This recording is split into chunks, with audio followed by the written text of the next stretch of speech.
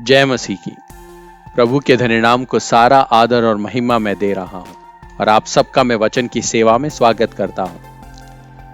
हमारे प्रभु ने daily devotion series को आज एक पूरा साल कंप्लीट करने का मौका दिया है।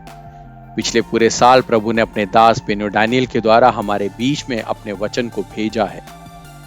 16 जून 2020 को पहला जब डिवोशन ट्रांसलेट किया गया था, उसके बाद इस सेवा में कई लोग सहभागी बने।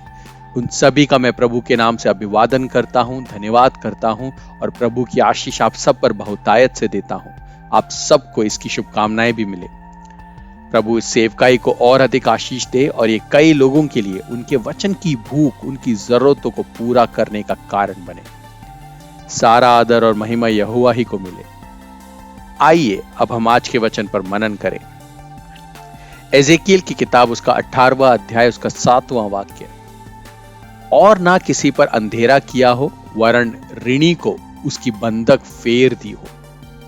ना किसी को लूटा हो, वरन भूखे को अपनी रोटी दी हो और नंगे को कपड़ा ओढ़ाया हो। इन अनुग्रहित वाक्यों से भूख की बुलाहट विषय पर मनन करने के लिए आइए हम प्रभु की शरण में आए।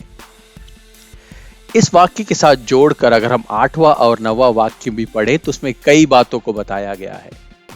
लगभग 10 बातें बताई गई है और उसके बाद 9वें वाक्य में कहा गया है कि इसको मानने वाला भाग्यवान है और ये बातें यहोवा की ओर से है। प्रियो, अगर आज हमारे चारों तरफ हम देखें तो देखेंगे कोरोना से बढ़कर एक जो बड़ी महामारी हमारे देश को खा रही है वो भूखमरी है।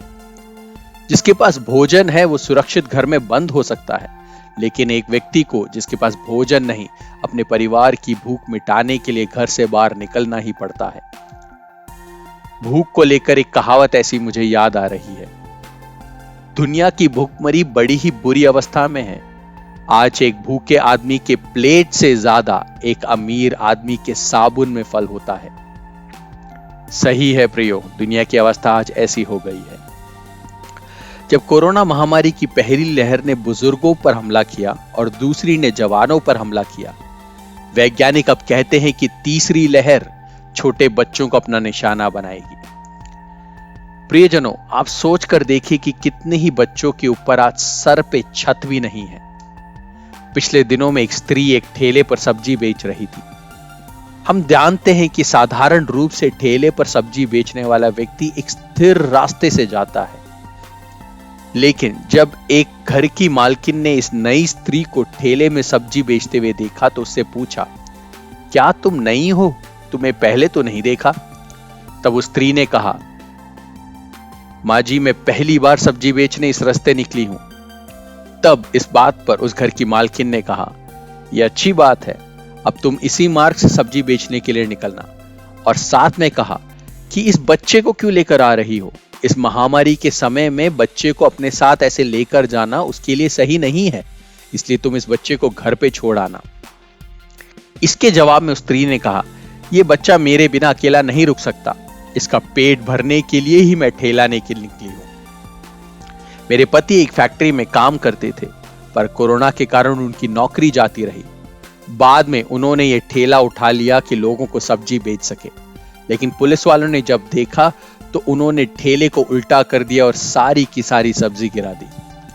लेकिन अपने बच्चे की भूख के कारण अब मैं इस ठेले को धक्का लगा रही हूं और सब्जी बेचना चाह रही हूं। जब वो ऐसा कह ही रही थी तो उसका 2 साल का बच्चा ठेले से नीचे गिर गया और जोर जोर से रोने लगा। तभी उस स्त्री ने उस बच्चे को ठेले के दोनों तरफ बांध दिया।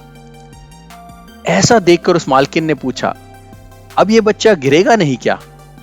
इसके जवाब में उस स्त्री ने कहा, मेरा बच्चा तो ऐसे ही सोता है माँ जी, अब उसको इसकी आदत हो गई है।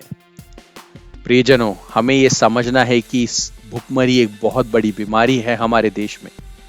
प्रभु हमें बहुत अधिक भोजन इसलिए नहीं देता कि उस अधिक भोजन को खाकर हम बीमार हो जाएं, लेकिन प्रभु हमसे चाहता है कि हम गरीबों के साथ, उन भूखों के साथ भोजन बांटने वाले बने। हमारा परमेश्वर निश्चित रूप से भूखों की भूख को दूर करेगा, लेकिन प्रभु हमें भी उसका जरिया बनाना चाहता है। आइए हम इसमें आगे बढ़ें।